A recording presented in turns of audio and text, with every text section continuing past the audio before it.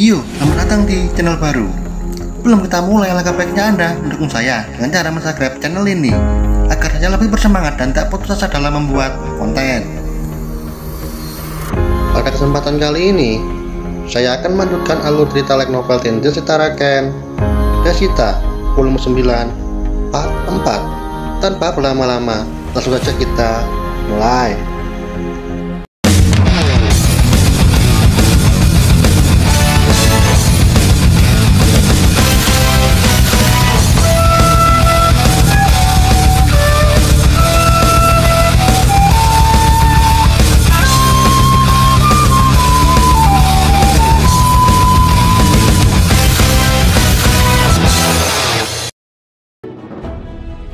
Cerita dilanjutkan dari Maya yang menceritakan tentang Murelia kepada Fran.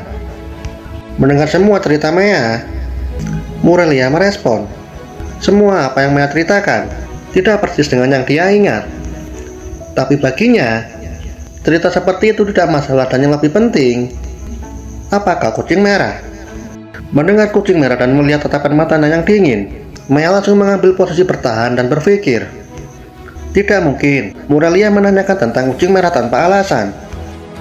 Maya sangat tahu keturunan raja binatang buas saat ini adalah yang menghancurkan bukti bahwa kucing hitam pernah memimpin semua ras binatang buas. Dulu, sebelum bersekutu dengan iblis, Murelia adalah seorang bangsawan. Sedangkan Maya saat ini juga seorang bangsawan. Terlebih lagi, ayahnya Rigid seorang raja binatang buas. Sederhananya, Maya merampas gelar bangsawan. Maya pun memberitahu semuanya tentang dirinya kepada Murelia.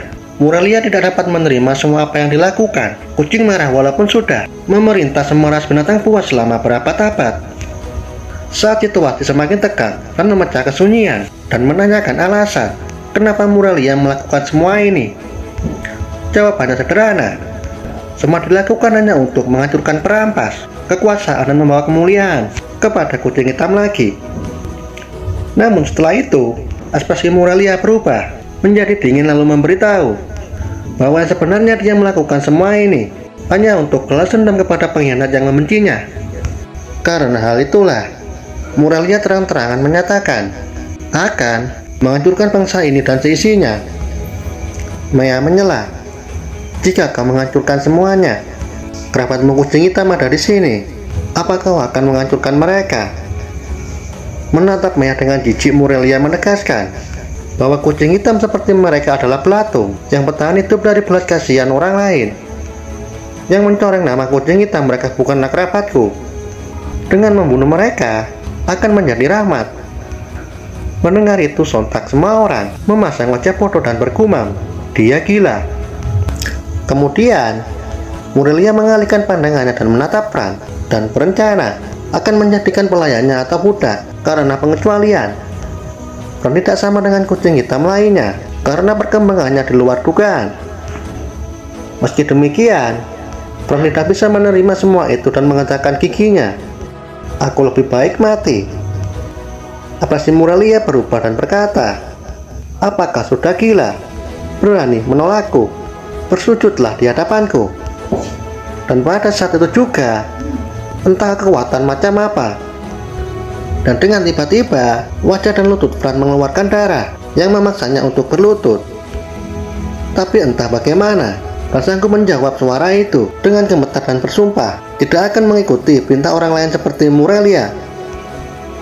Merasa tuannya dihina, Valkyrie yang berada di belakang tuannya angkat bicara, padahal sudah mengalahkan salah satu dari Valkyrie dengan kesulitan, tapi masih ingin menentang tuannya. Dan jika Fran meminta maaf, Valkyrie akan membunuh Fran setelah 3 hari penyiksaan. Dan pada saat itu juga, sebuah aura kebencian merembas keluar dari tangan Murelia. Jadi, Murelia mengeluarkan aura hanya untuk mengendalikan Fran. Akan tapi, Fran menolak dominasi itu. Murelia bisa mengendalikan seseorang, tapi dengan satu syarat. Jika orang menerima untuk dikendalikan, itu akan berhasil. Tapi jika yang ingin dikendalikan menolak, dominasi Murelia tidak mempan. Merasa ada perlawanan dari Fran, Murelia akan memberi sedikit kedisiplinan. Tak ingin lama-lama sebuah mantra dirapal. Fran dan Jisoo merasakan Murelia akan menggunakan Kana Kamui yang sering Fran gunakan. Karena kekuatan itu sangat berbahaya, Fran langsung menyerang dan berharap bisa menggagalkan rencana Murelia. Maya juga berlari di sisi Fran. Namun, Valkyrie dan Dullahan tidak akan membiarkan hal itu terjadi. Mereka pun menghadang Fran dan Maya. Selagi Maya dan Fran menjadi umpan, Wina merayap melalui bayangan dan muncul di belakang Murelia dan menyerang dengan sihir ilusinya. Namun, Murelia tidak akan terpengaruh oleh sihir seperti itu. Wina pun gagal menembus penghalang Murelia hingga terpental. Dan pada saat itu juga, Murelia telah selesai merapal mantranya, Kana Kamui. Sebuah pilar petir putih turun dari langit. Bagi Shisho, petir Murelia sangat aneh karena tipis. Sedangkan Kana Kamui yang digunakan pada Shisho, petirnya sangat tebal. Dan ketika petir Murelia menghantam tanah, tercipta sebuah ledakan. Shisho yang melihat ledakan itu, Shisho merasa bahwa ledakan barusan tidak sama dengan ledakan milik Shisho.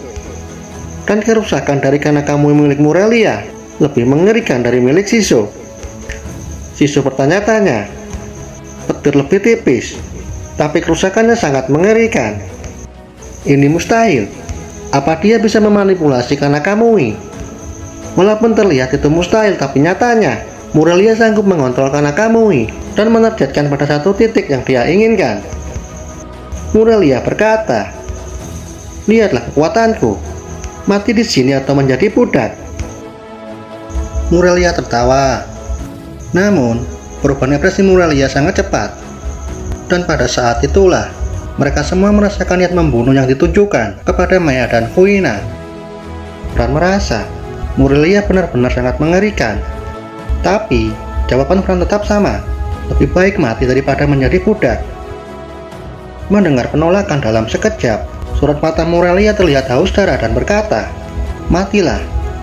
Dengan cepat tanpa perintah, bawaan Murelia bergerak. Valkyrie dengan marah terbang menuju ke arah Fran. Fran dan Maya bertarung melawan Valkyrie, sedangkan Kuina dan Lin bertarung melawan Dullahan. Mereka semua lebih kuat dari musuh yang sebelumnya. Tetapi Valkyrie saat ini tidak memiliki keterampilan busur tingkat lanjut.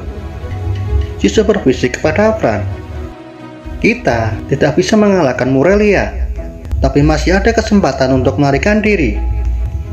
Namun pada saat yang sama, Murelia berkata, "Jangan pernah mencoba melarikan diri dan menggunakan Spectre Magic." Murelia pun menciptakan penghalang area dan mengurung mereka semua. Melihat situasi ini, Shisho panik. Bagi Shisho, bagaimana bisa Murelia tahu semuanya? Apa dia tahu senjata cerdas sepertiku?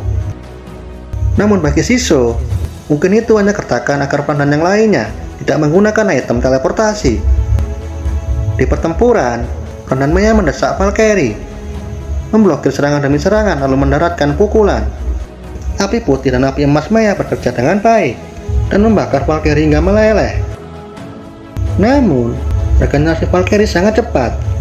Bahkan sambil bertarung pun, dia tetap menggunakan regenerasi, tapi tidak dengan tombaknya. Senjata Valkyrie meleleh. Melihat itu, Murelia tidak menyangka api Maya bisa melelehkan tombak Rosewise. Mata Murelia tertuju kepada Shisho dan memeriksanya. Saat tahu, sontak Murelia terkejut dan matanya dipenuhi bintang-bintang, lalu berkata, "Nani, senjata cerdas, bahkan memiliki sihir dimensi." Shisho meminta Fran untuk berhati-hati karena Murelia sudah tahu tentang dirinya. Namun, apa yang terjadi selanjutnya di luar harapan. Dan dalam sekejap, Shisho berada di genggaman Murelia. Fran berteriak, "Shisho!"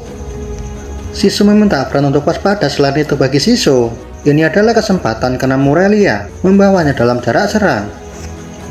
Fran pun mengambil pedang lain dan bersiap untuk menghadapi Valkyrie.